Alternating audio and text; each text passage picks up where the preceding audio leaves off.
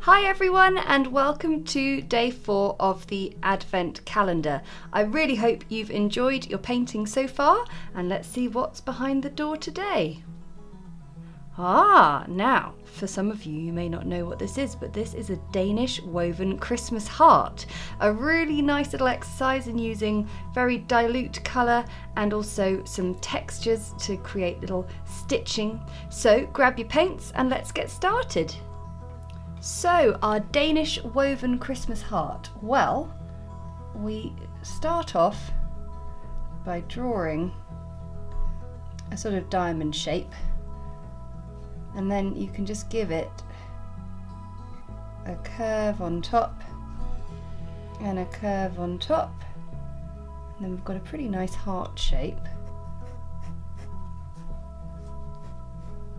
And then I'm going to separate that into 3.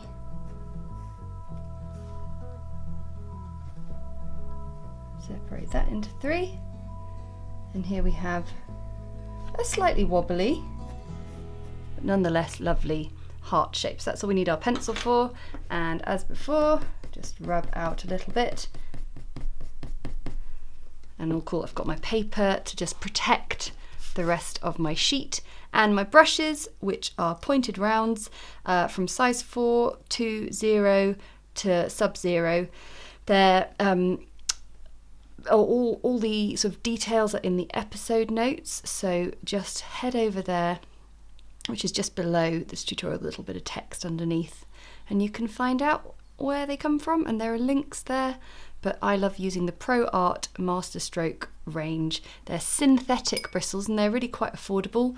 I've tried out expensive brushes in the past and I just don't really get on with them too well, so that's handy, isn't it? Okay, so we're going to begin with a very, very faint shadow mixture. I might even pop a little bit of yellow ochre in there to warm it up a bit, but it's really dilute. You can see burnt sienna, French ultramarine blue, and a tiny bit of yellow ochre. And with my size 3/10, sort of just shy of a 0 size brush, I'm going to paint in some sort of textured embroidery stitches around the edge of this heart shape here, and coming down into this square and coming down into that square here. So what I'm personally really enjoying about this Advent calendar is learning about Christmas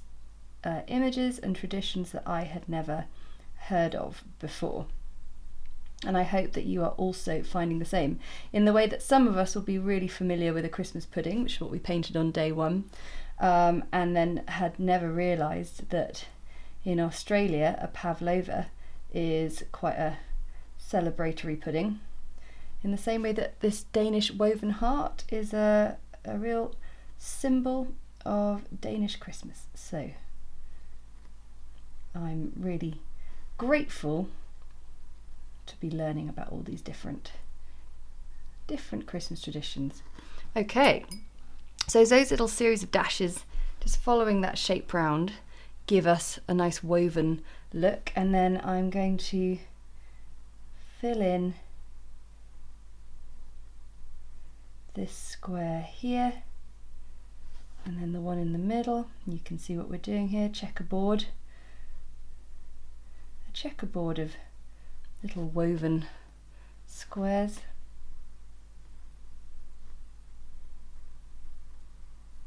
And if you've never seen one of these before, it's worth just going online and searching for a Danish woven Christmas heart and just see what comes up, so you can see a photo of one as well. So whilst that dries, I'm just going to get my cadmium red woken up. You can see as that dries, it crisps up and creates a lovely, stronger outline. So we're going to do the same now with red. Why is one side always harder than the other when you're painting a sort of symmetrical thing?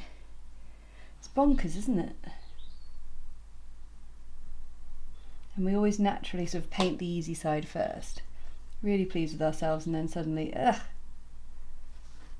So yeah, just lots of dashes, following the curve round.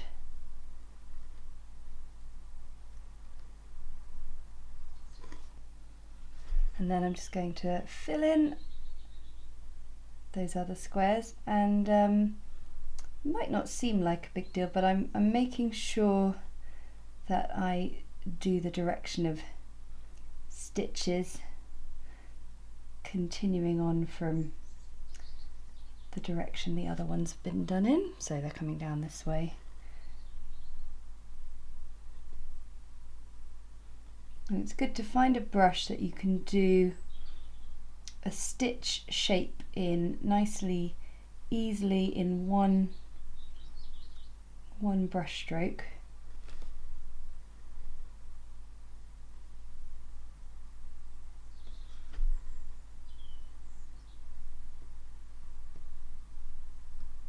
And then when we've done this, I'm going to show you a nice little tip to get an even more sort of cohesive set of stitches going,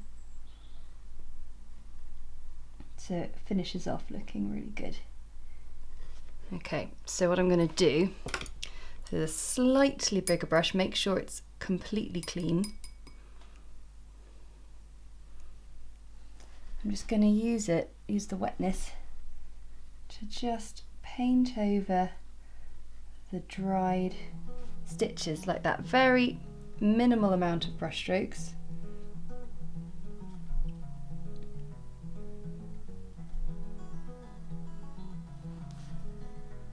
It just helps spread the paint across the area.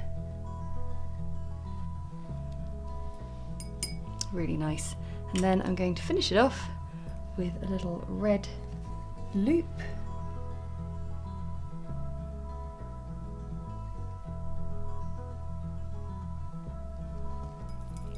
And the last thing I'd like to do is always the case with my paintings, is a little bit of shadow.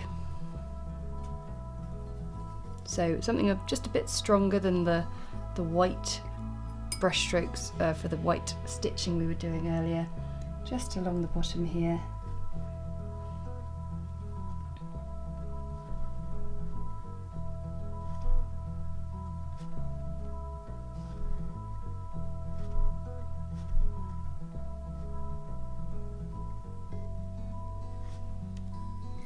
And there you have your woven Christmas heart.